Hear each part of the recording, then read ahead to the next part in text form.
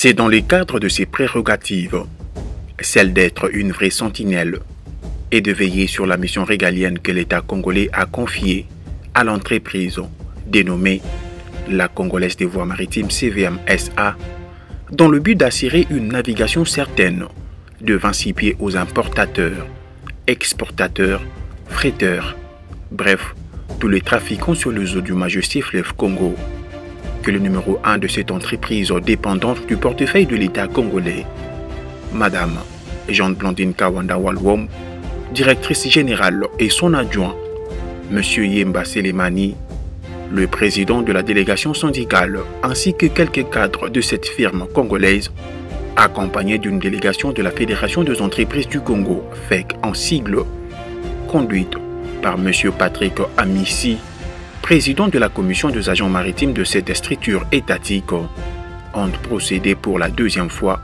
le jeudi 22 août 2024, à la visite d'inspection et d'évaluation des travaux du dragage du Seikindu sur le bief maritime pour palper du doigt la réalité de l'état auquel avancent ces travaux exécutés par la drague en location de Bougainville de la firme belge dénommée Yann Denul. Après avoir reçu les honneurs dignes de son rang de la police de cette entreprise, c'est à 10h29 précises que toute cette délégation a quitté le chantier naval à bord du baliseur Singini.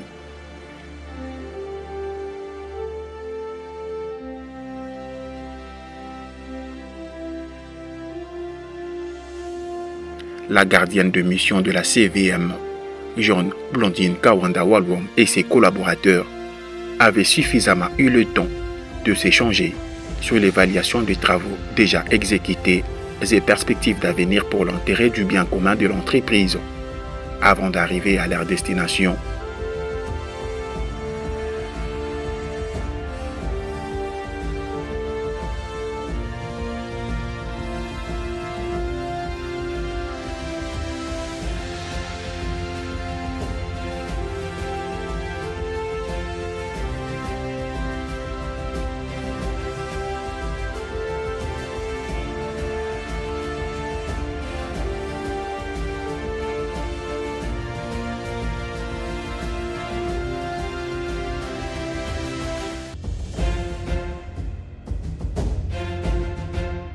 La directrice générale, après avoir reçu le rapport du déroulement de ces travaux par le pilote de la drague de Bougainville, Martin Slagboom, la DG Kawanda a donné quelques directives sur la procédure à suivre.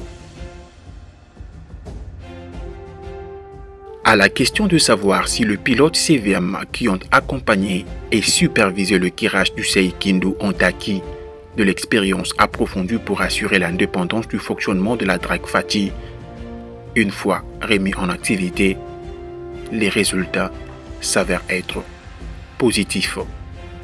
Très satisfait de l'évolution de dix travaux, le président de la commission des agents maritimes de la FEC, Patrick Amissi, s'était exprimé.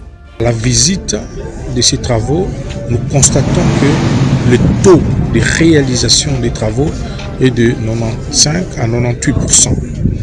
Il reste donc 2 jours de travaux pour qu'ils puissent finaliser afin de nous garantir, nous, c'est-à-dire les agents maritimes qui représentons le bateau ici en République démocratique du Congo, qui avons toujours besoin de 26 pieds minimum pour garantir le passage de nos navires, du moins sur la partie divagante. La DG, Jeanne Blandine Kawanda Walwom, avait quant à elle revenu sur l'évolution de ses travaux et reste optimiste pour la suite. La visite de la drague de Bougainville, de location, que nous venons d'effectuer, a été très satisfaisante. Les résultats qui nous ont été communiqués sont des résultats qui nous permettent de dire que nous avons atteint les objectifs fixés au moment où ces travaux avaient débuté. Le seuil Boulikoko aujourd'hui offre une calaison à condition qu'on fasse encore des réajustements de sondage, une calaison qui est supérieure à 26 pieds. Donc les travaux de Boulikoko sont terminés complètement. Le seuil Kindu est encore en train d'être dragué.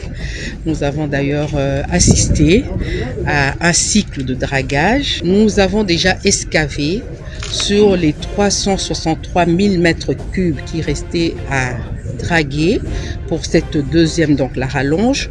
On a déjà escavé 372, donc on a dépassé le volume prévu de dragage, tout en tenant compte des caprices du fleuve, bien sûr.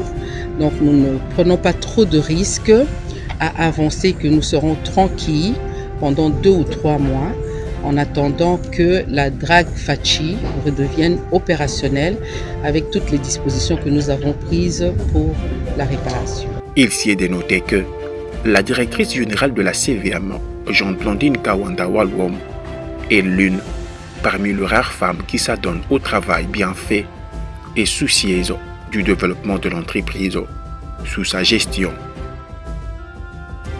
Le meilleur reste à l'avenir.